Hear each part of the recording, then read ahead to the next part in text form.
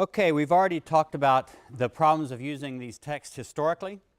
If you remember early in the semester, we talked about Galatians 1 and 2 and Acts, and we tried to compare exactly when did Paul go where with regard to Jerusalem, Damascus, Antioch, and we saw that it's very, very difficult to harmonize Galatians 1 and 2 with the account of Acts and Paul's movements around Jerusalem.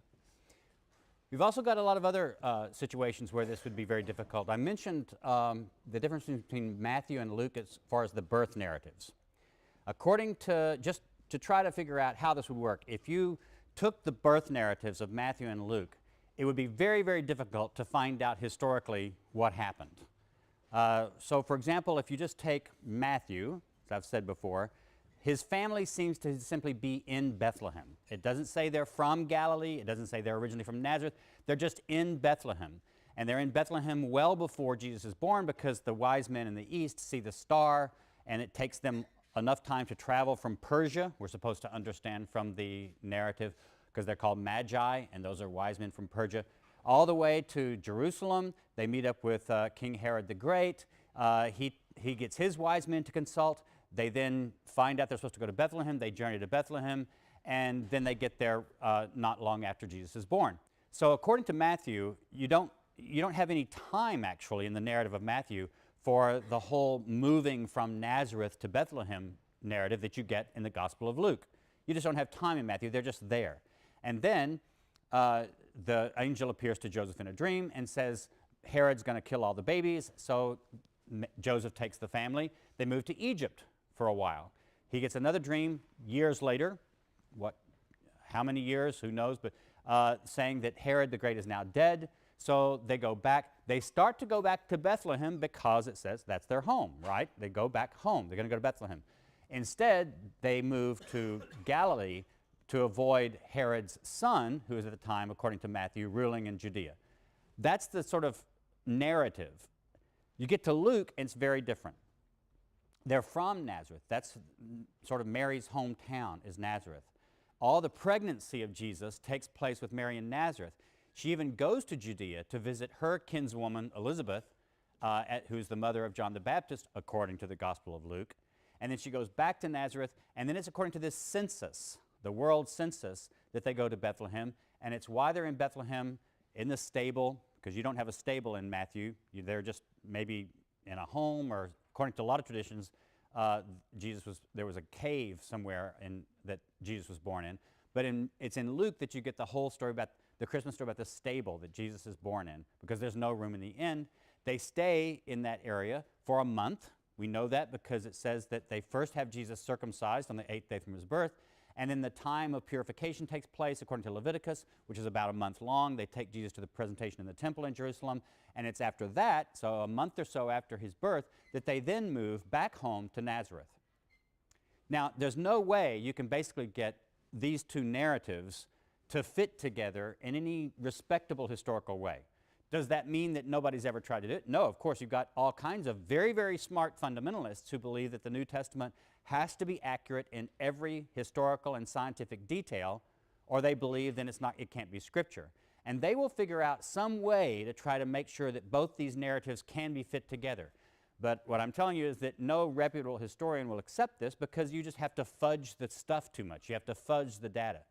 So what do we believe about the birth of Jesus? Most of us think we don't know anything about the birth of Jesus. All the Christmas stories are later tradition. Probably the one thing that most of us would say is that Jesus probably was from Nazareth. His family was simply from Nazareth because he's called Jesus of Nazareth. And the traditions that got him to Bethlehem for his birth are probably later pietistic traditions that Matthew and Luke later developed for different reasons, but to get Jesus born in Bethlehem for fulfillment of prophecy reasons. So if you take the birth of Jesus as in Luke and Matthew, it's, from a historical point of view, it's impossible really to harmonize them without coming up with fantastic, unbelievable conjugations of Jesus moving back and forth to Egypt and the Holy Family and all this sort of thing. We get lots of other kinds of things about this too. What are some obvious historical problems with a historical Jesus? Well, one of the things is the trial of Jesus. there are different versions of the trial of Jesus in the Gospels. And unfortunately, basically, most scholars will say that we don't really know what happened to the trial of Jesus. We don't even know for sure whether there was any kind of official trial. It may have been that he was just arrested in the middle of the night. He was just then they've given permission to be crucified, and he was crucified the next day. That would be the sensible way of doing things. You didn't have to have, the Romans didn't need elaborate trials in order to crucify Jews who were rabble-rousers in the first century. They did it all the time. But if you look at some of the details of the trial, notice how they're very different. Mark 14, get your Bibles out. Today we are talking about the historical Jesus, but I'm not just going to tell you what I believe or what scholars believe about the historical Jesus. I'm going to try to show you why scholars come up with ideas that we have, how we get there. What is our method for arriving at historical Jesus discussions? So look at Mark 14, verse 53.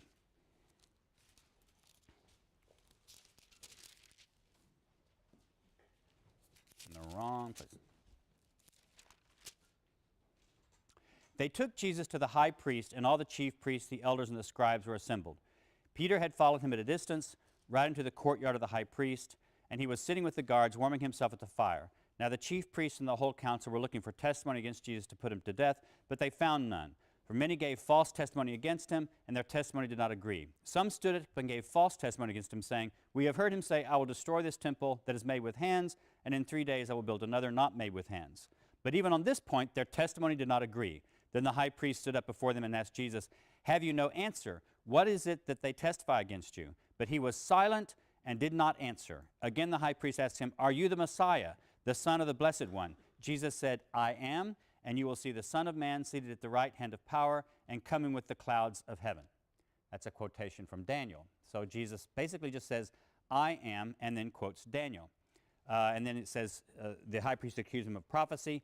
And then look at chapter 15. Beginning of chapter 15. As soon as it was morning, the chief priests held a consultation with the elders and scribes and the whole council. They bound Jesus, led him away, and handed him over to Pilate. Pilate asked him, "Are you the king of the Jews?" He answered him, "You say so." Then the chief priests accused him of many things. Pilate asked him again, "Have you no answer? See how many charges they bring against you." But Jesus made no further reply, so that Pilate was amazed.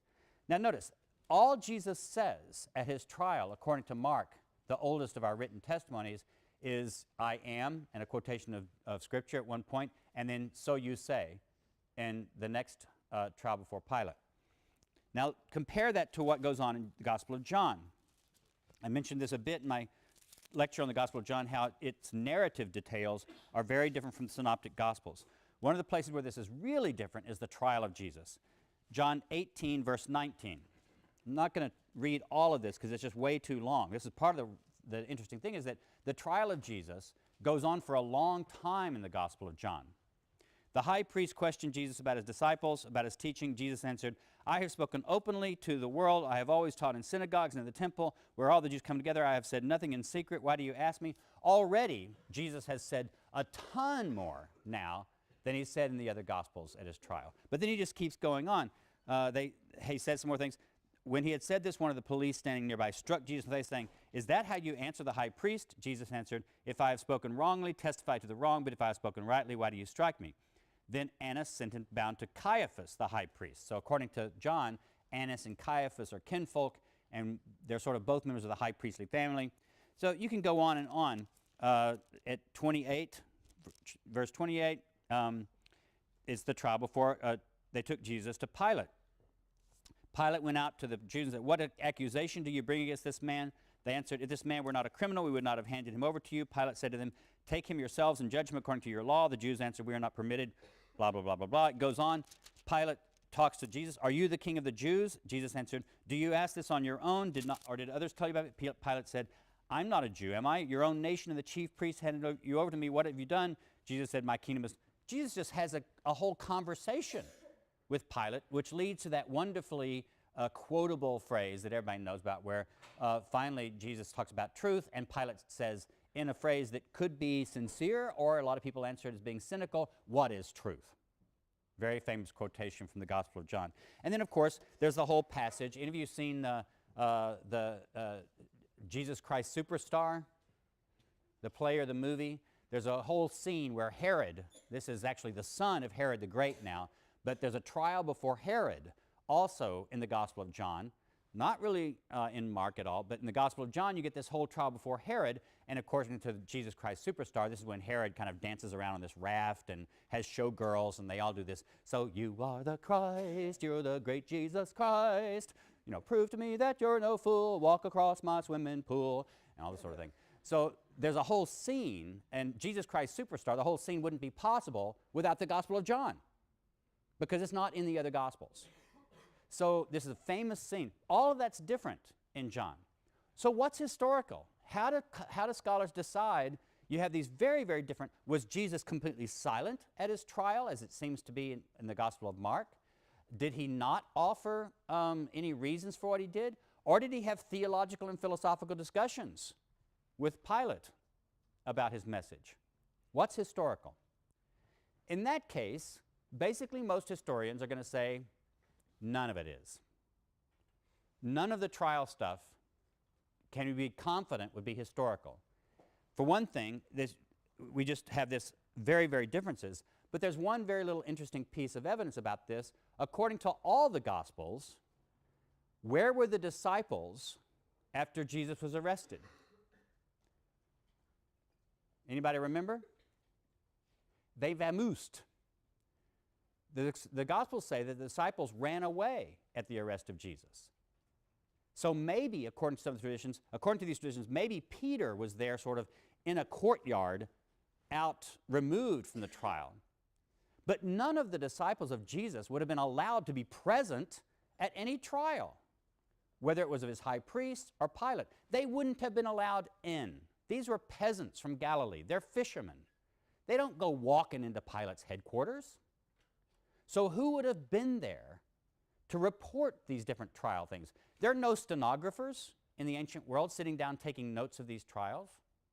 There are no court records. There are no journalists.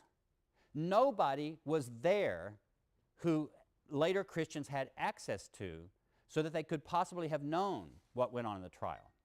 So according to most historians, we just say all of this trial stuff was very much made up by later Christians. Why? Because they figured you had to have a trial if you're going to have Jesus condemned.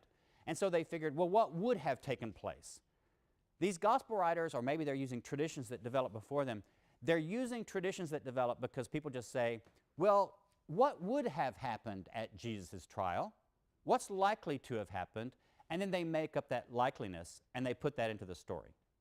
Now, so you've got a couple of different situations where we historians are very, very skeptical about some of the basic aspects of the Gospel's accounts as far as what they tell us about the historical Jesus.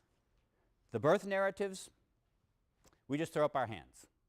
The trials before Pilate, no, probably none of it rises to the level of history. But this leads to a couple of different problems. The first one I'm going to talk about is, so what? And I'm saying this because once critical scholars start talking about the historical Jesus, we immediately start stepping into sand traps. On the one hand, we have good Christian people who are a bit afraid that if you start questioning the historical reliability of the Gospels, then you're going to undermine every aspect of Christian faith. If the birth narratives are not as they say they are in the Gospels, then how can you trust any of it to be true? And if none of it is true, how do you even know that Jesus actually even existed? Or even if he did exist, how do you know that he wasn't a liar or a magician or just a bum? How do you, and if that's true, why have faith? Why not just give up the whole thing? So on the one hand, you've got Christians who are very threatened by using typical historical tools on the Gospels and the very question of the historical Jesus. On the other hand, we have just as many people who are anti-Christian and who they want to grab onto this and say, aha, notice how reputable scholars like Dale Martin, Woolsey Professor of Religious Studies at Yale University, points out that not everything in the Gospels is reliably history. Well, that means it's all a bunch of bunk. And every Christian in the world is basing their faith on things that are known by scholars to be lies. Well, that's not exactly right either, is it? So but on both sides, you get some people who grab onto any sort of idea that historians would say these are discrepancies in the Gospels, or these are places where we don't have historical evidence to back us up, and they want to run with that precisely in order to impugn the faith of Christians. Now, so scholars have to be very careful.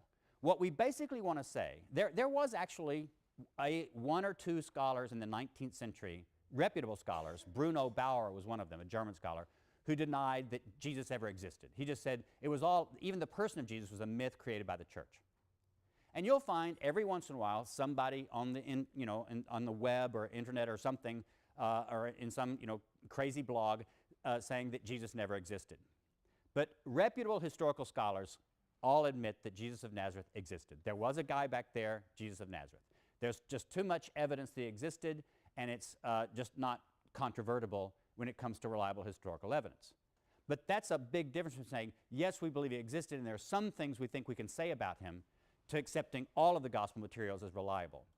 So scholars basically are caught in the middle of saying, we believe there was a Jesus of Nazareth. We believe we might even be able to say some things as historians about who he was, what he said, what he did, why he may have been executed, and that sort of thing.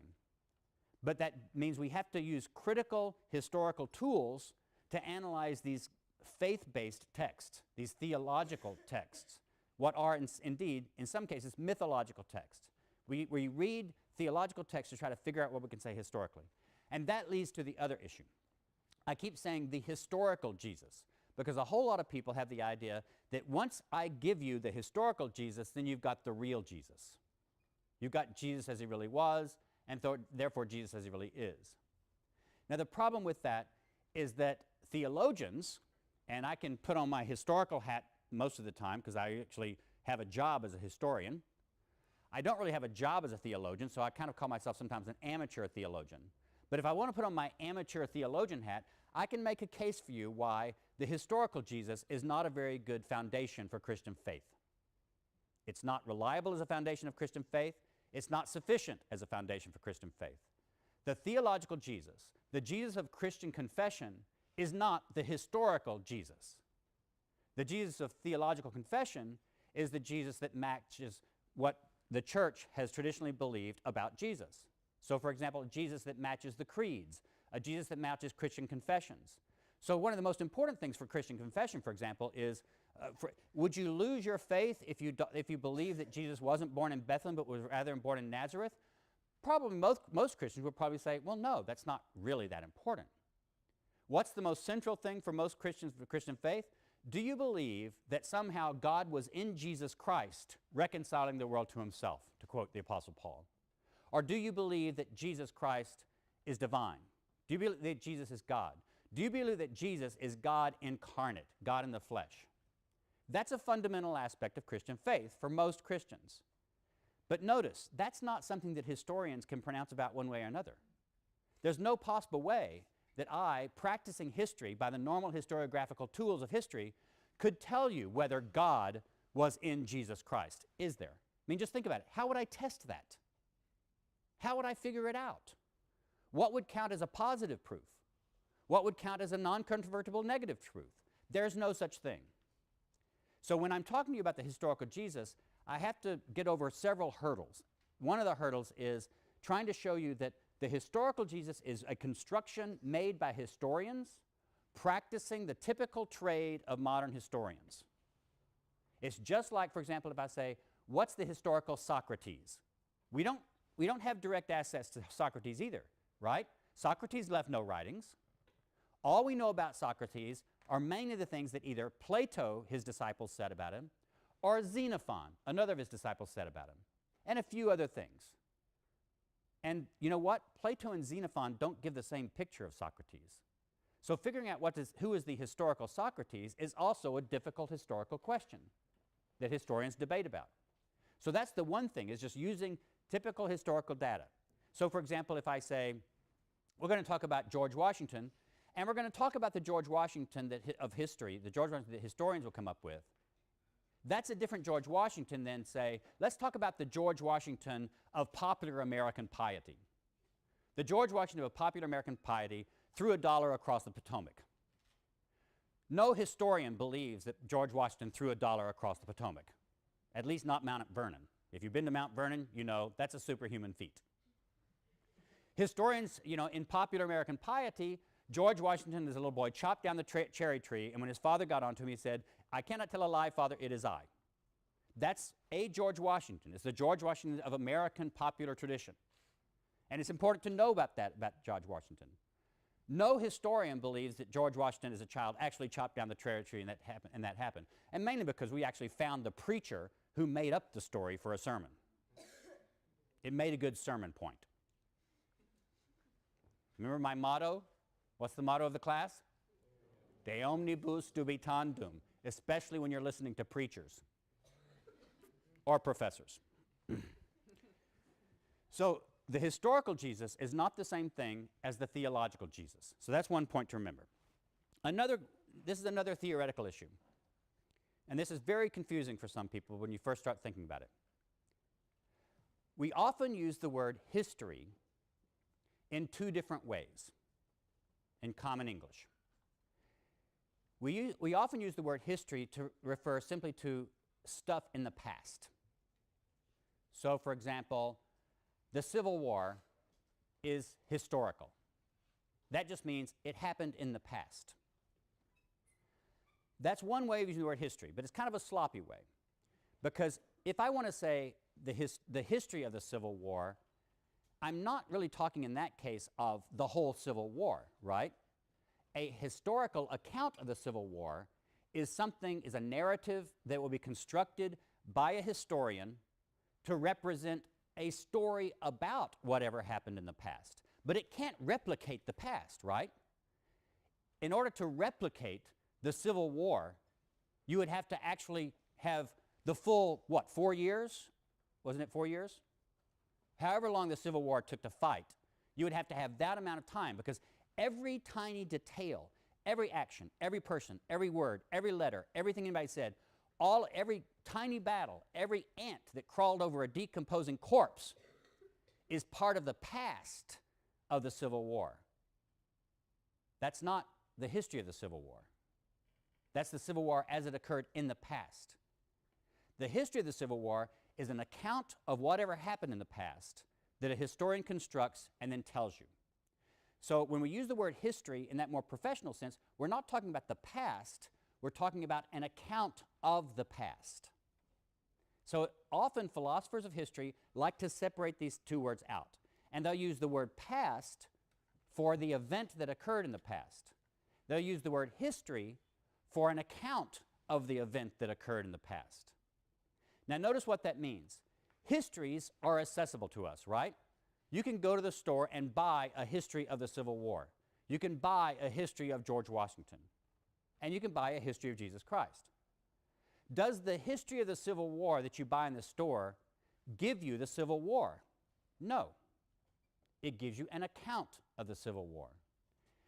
The actual Civil War is radically inaccessible to you. It's inaccessible. You can't get it. Think about this. How would you actually recover the actual past of the Civil War? How would you do it? Let's say you can't travel in time like in TV. Let's just say that hypothetically. Does the Civil War exist somewhere in space where the light that it emitted from it is still flying off in the universe somewhere? And if you could, faster than the speed of light, fly out to that thing, you could actually experience the Civil War as it actually happened? Well, maybe theoretically, but for any of us sitting here in this room, that's not possible, is it? In other words, this is a radical thought to some people, but the past no longer exists for you and me. It's radically gone. The past is non-existent when it comes to our experiences of it. All we can experience are different accounts of the past. We can experience different constructions of the past. We cannot experience the past itself. It's gone. It's lost to us forever. That means the historical Jesus, as Jesus actually existed in history, is inaccessible to you. You will not find him. You cannot find him. You will never find him. What you can do is using the trades, the tricks of the trade of modern historiography, you can play by the rules of modern historiography, and you can construct a historical Jesus. That means a Jesus of Nazareth constructed using the same kinds of historical tools as historians would use to construct the historical George Washington, the historical Socrates, the historical Plato, the historical Abraham Lincoln. That's a construction, though. So those theoretical points are very important because when I talk about the historical Jesus, you cannot think like most popular people think that what I'm talking about is the real Jesus, the Jesus as he really was, or certainly not the Jesus of Christian faith. What I'm giving you is an account of Jesus that modern historians construct using the typical tools of modern historiography. That's a lot of theoretical philosophy of history stuff that I tried to boil down in straightforward language. Is there any question or comments about that before I go on? All that stuff is necessary, though, because people, especially when they turn to objects of faith, that you start asking historical questions, people's minds start turning into mud. All right, now let's just jump right in. What could we say about the historical Jesus as historians? Today I can't give you the whole thing. If you want the whole thing, all the answers to life, well, I won't give you cooking recipes and that kind of thing, but if you want all the answers to historical Jesus stuff as it comes from the expert moi, you can take my seminar in the fall that I'll be teaching on the historical Jesus. A whole semester just on the historical Jesus question. So I'll do that in the fall.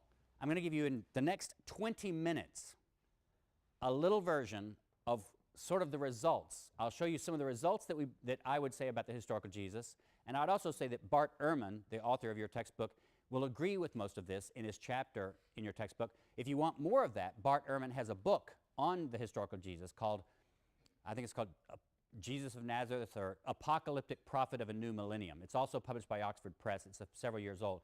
But he and I agree to a great extent about this sort of thing.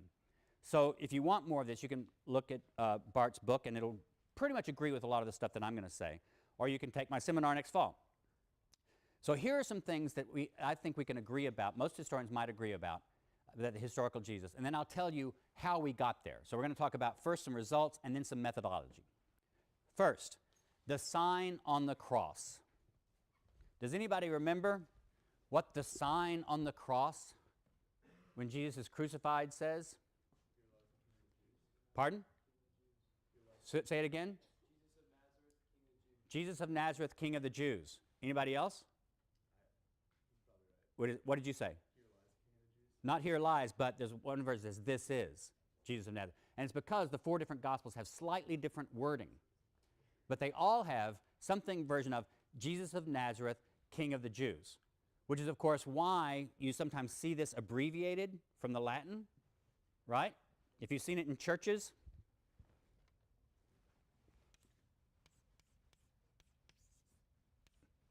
INRI, have you ever seen that on a cross or something like that in a church? Jesus of Nazareth in Latin, Rex, King Judaeorum of the Jews. So that, notice how though it's slightly different. Let's look, if you've got your Bibles, it's Mark 15:26. If you've got a parallel version, I'm going to be looking at Throckmorton because it has the synoptic parallels. It's Throckmorton paragraph 249. But somebody put your finger on Mark 15:26. It's also Matthew 27:37. It's also Luke 23:38.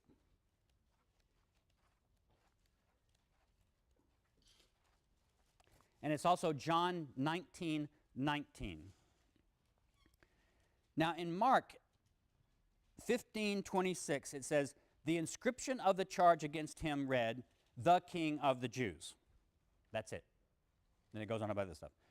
Look over right next to it on Matthew. It says, over his head they put the charge against him and said, this is Jesus, the King of the Jews. So it's slightly different.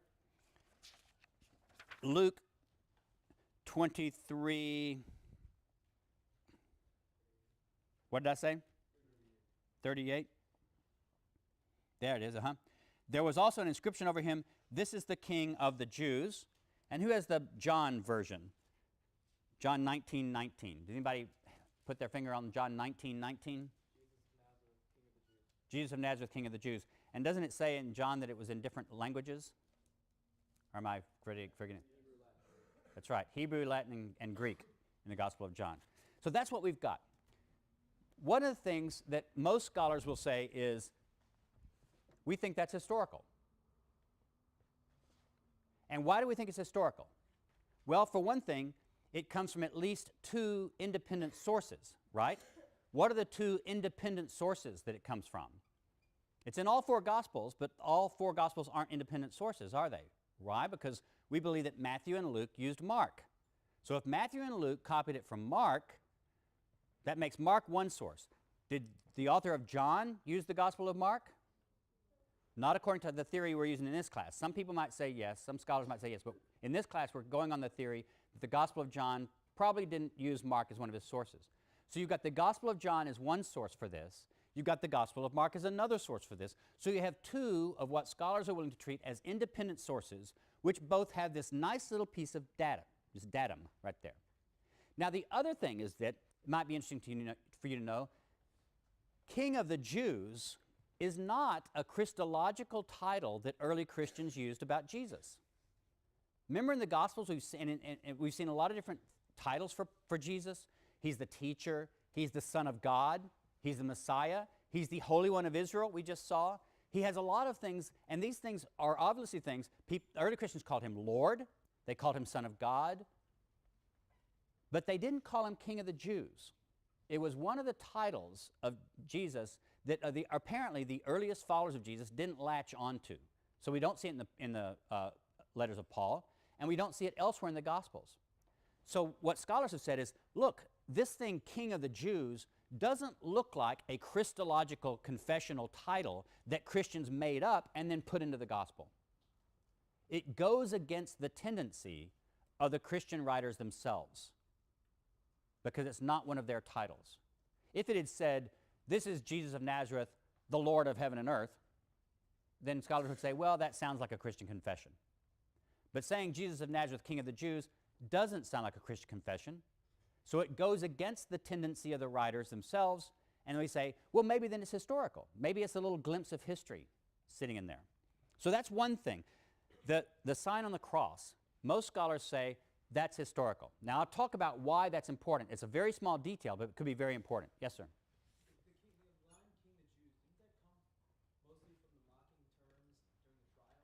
It could have, exactly. In other words, the question was, didn't this come from the mocking terms in the trial? That's exactly right. The Christians, if you notice, it's the people who are mocking Jesus who call him King of the Jews. And so why, this is not something that the Christian writers want to invent and then put in the story. Exactly, that supports that point. So that is a nice little detail. One other thing that scholars often say may well be historical. Jesus was baptized by John the Baptist. Now notice why would scholars say this is historical?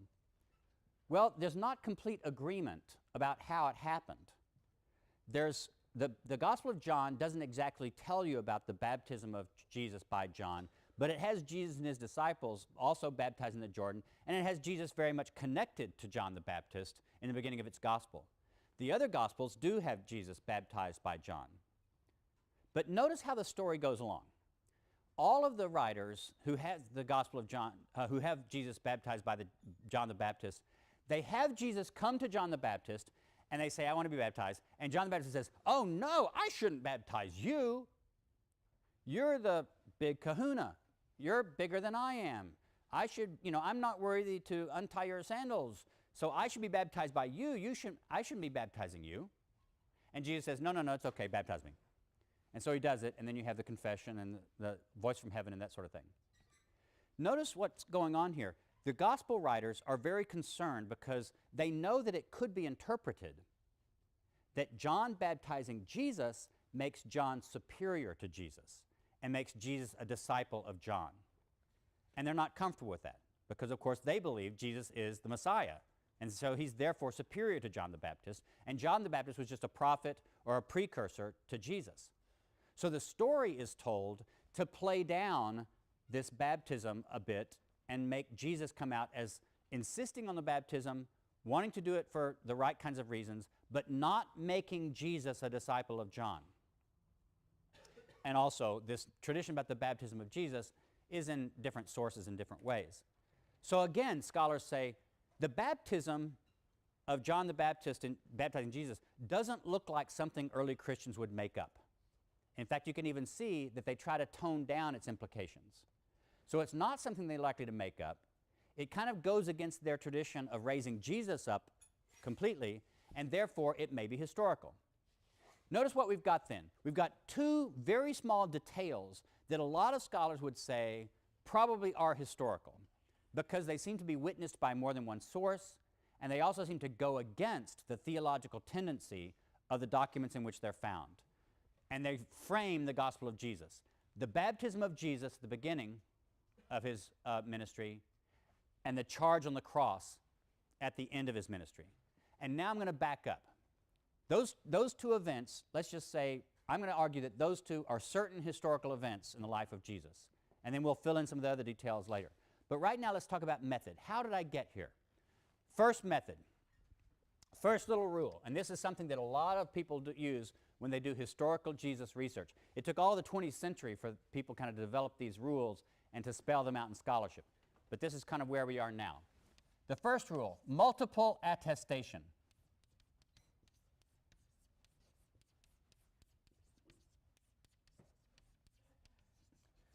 That means when you have more than one independent source that has a saying or an event about Jesus, you tend to give it a little more weight.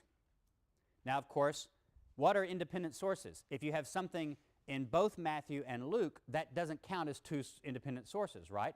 Because both Matthew and Luke could have gotten that from Mark, or they could have gotten it from Q. But if you have something in Mark and you have something in John, well, those are two independent sources. If you also have something in the Gospel of Thomas, then most of us scholars would say, well, some people say the Gospel of Thomas may have known the other Gospels, but most of us would say we're going to treat him as an independent source because he's not verbatim quoting the other Gospels most of the time. So if you have an event or a saying that occurs in Mark and John and Q, or in Thomas, those are three independent sources. What if it also occurs in Paul's letters? There's another independent source. As we'll see that there are some places where Paul gives us a little clue about something. And then obviously you can take Q as being one of those sources. So if something is in both Matthew and Luke, but it's not in Mark, then you can say it's in Q. And sometimes people would even say you have one form of a parable that seems to have occurred in Q, and you have a different form of that parable that seems to have occurred in Mark. And then you can say, okay, we have this one parable in two independent sources. One is Q and one is Mark. But that's kind of complicated because, of course, the very definition of what's in Q is something that's in both Matthew and Luke, but not in Mark, usually. But if something is in more than one source, it fits this criterion. Now remember, criteria is the plural, criterion is the singular, okay? Second,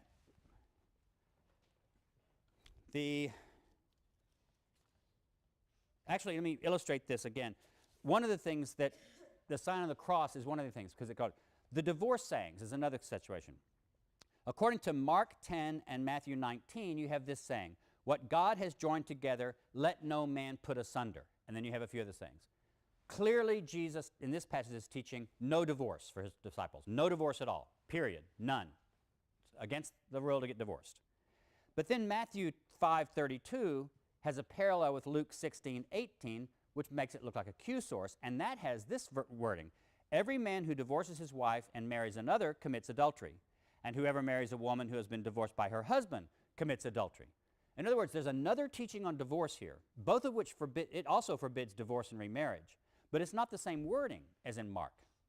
So scholars say that looks like a Q saying on divorce, in which Jesus still forbids divorce and remarriage, but it's not the same wording as the Mark saying. So we have two separate sayings in different wordings, but they both have Jesus forbidding divorce.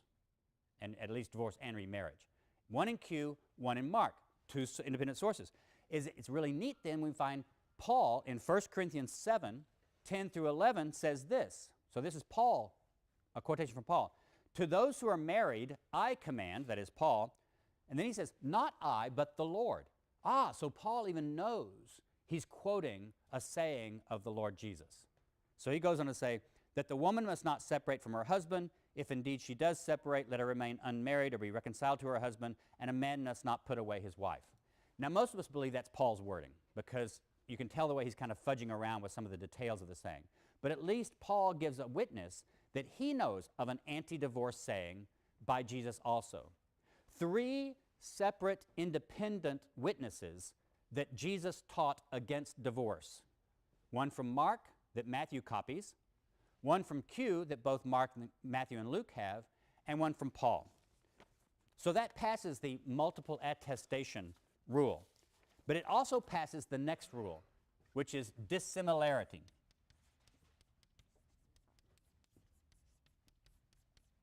When you find something in a source, an early Christian source, that seems to go against the very inclinations of that source or of early Christianity, it's more likely to be historical.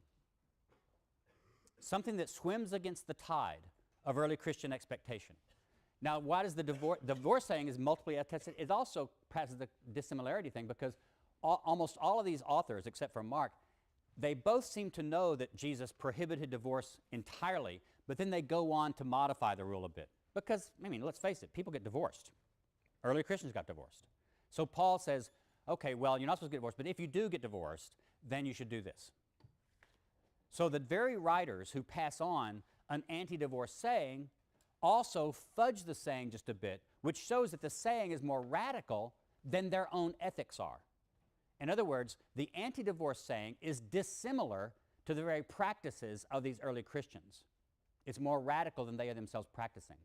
And that's a clue that the saying itself goes back to the historical Jesus, according to this method. So dissimilarity is any kind of thing that doesn't fit early Christian tendencies. The sign on the cross, I already talked about that. It wasn't a confession of Jesus. The baptism of John, it's not something they likely would have invented.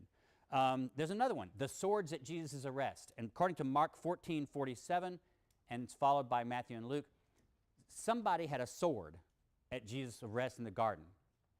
And somebody used it. According to the different traditions, it was Peter, according to John, and somebody the others don't name, somebody whacked off the ear of the high priest's slave. But there's these different stories about Jesus, somebody in Jesus' entourage was armed, and in some of the sources, one of the sources, there are 2 of them on there are 2 swords, others is 1 sword. Now, I think this is historical. Why? Because all the gospel writers want to go out of their way to say Jesus was not mounting a violent revolution. He was not a criminal. This was not an armed rebellion. He's completely innocent of any political charge of insurrection. But if Jesus' disciples were armed with swords at his arrest in the middle of the night at the Passover in Jerusalem, that's insurrection, folks. The Romans did not allow Jews just to go around in the middle of the night in gardens carrying swords. For a Jew to be armed at the Passover, an especially dangerous time that the Romans were really worried about, for a Jew to be armed following around a guy who some people were saying was the king of the Jews, you can be arrested for that. You can be crucified for that. So I don't think early Christians invented it. I think some of these early Christians knew that at least one and possibly more of Jesus' disciples were armed at his arrest. So that's another, why do I see that? Because it's not something they would have invented. In fact, it goes against their tendency.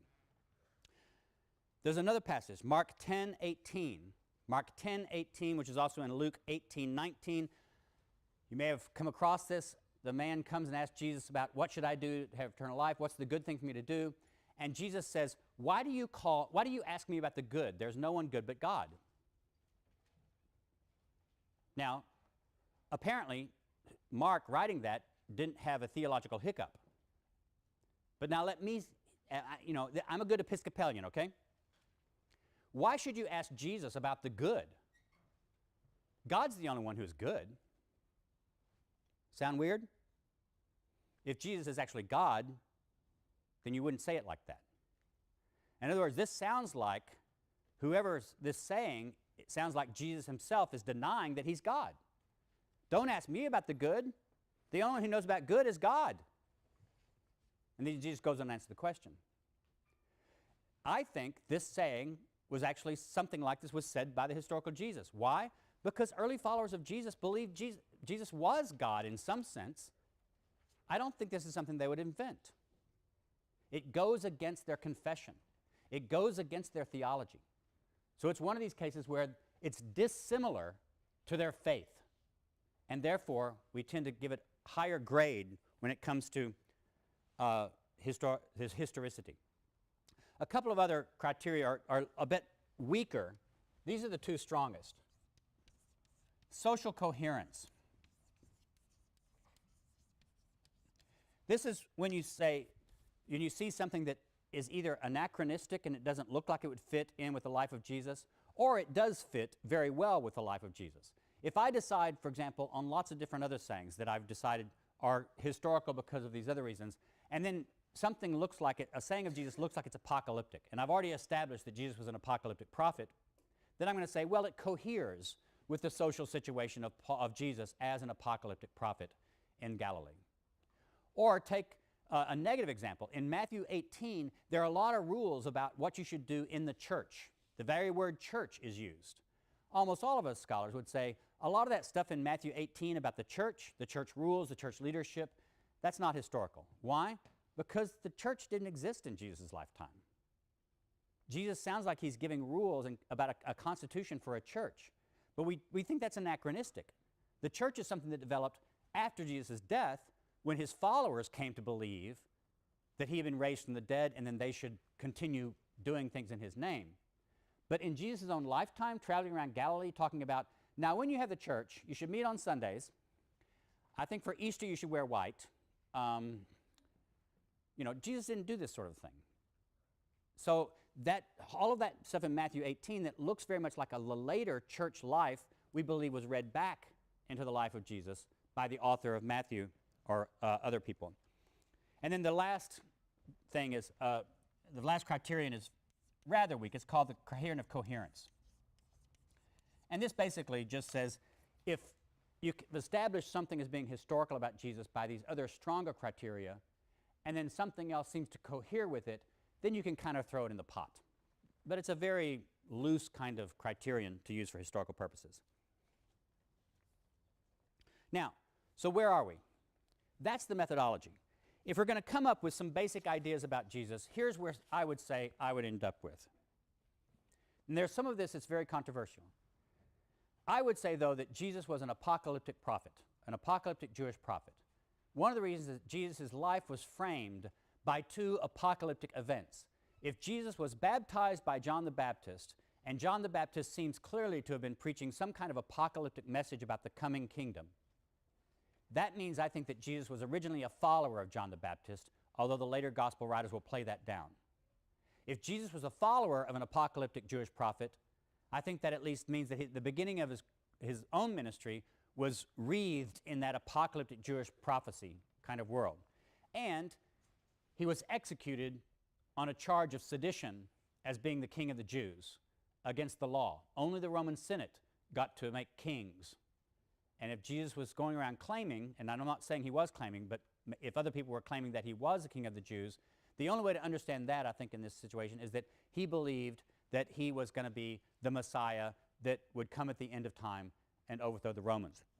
So his death was also apocalyptic. The temple incident, we could talk about that. Did Jesus go in and throw the money changers out and cleanse the temple, as it said? I think that's historical. It goes against the tendency of the Gospels to portray Jesus as nonviolent and non-confrontational in that last week. I think he therefore did it. What did it mean? I think this is more debatable. I think it was a prophecy meant to enact what he saw would be coming the future destruction of the temple by God in some kind of apocalyptic event at the end of time. I think Jesus was therefore a lower class Jewish peasant who spoke mainly Aramaic. I think he had a group of disciples of 12. I won't go into some of these, but I think he actually did form 12 of his disciples to be an inner core group. I think even that's apocalyptic. Why would he have 12 disciples? Why did he choose the number 12? Because there were 12 tribes of Israel that would be reconstituted at the end of time, according to Jewish expectation. I think there are also women that were part of his inner circle, and this is because women later in early Christianity were marginalized from leadership positions, but there's all kinds of evidence, from the resurrection narratives to the presence of Mary Magdalene to other women, that they were part of his inner circle of disciples. I think that he never taught the end of the Jewish law, but I think he did teach what was something of a liberalizing version of the Jewish law. In other words, that the ethical treatment of your fellow human beings counted as more important than actual details of observing the Jewish law, such as keeping kosher, washing your hands, keeping the Sabbath. Did Jesus think he was the Messiah? I think this is a really big problem. I don't know. There seem to be places where he makes no open claim to messiahship in his ministry, except in the Gospel of John, remember. So the Gospel of John, actually, we tend to treat that as less historically reliable in these things because it looks very much more Christian theological confession. But in the Synoptic Gospels, Jesus doesn't make open claims to being Messiah. On the other hand, he was executed for being king of the Jews. So the Romans at least thought he was claiming to be the Messiah, or they thought that other people were claiming that about him. But what he thought himself is very difficult. One of the things, though, I think we can say for sure, this is where I'll end today, Jesus himself, I believe, never saw himself as the founder of Christianity. He didn't think about himself as starting a new religion. I believe he saw himself as preparing the people of Israel to make them ready for the apocalyptic inbreaking of God that was to happen at the end of time, or at the end of our time, and the setting up of a new time of the kingdom of God, the kingdom of Israel, that would incorporate the whole world. So the way I would do this is Jesus was an apocalyptic Jewish prophet who was executed because the Romans at least believed that he or his disciples were making dangerous claims that he was the king of the Jews. That's all you get on the historical Jesus. Sorry. Next time we start on Paul. See you next time.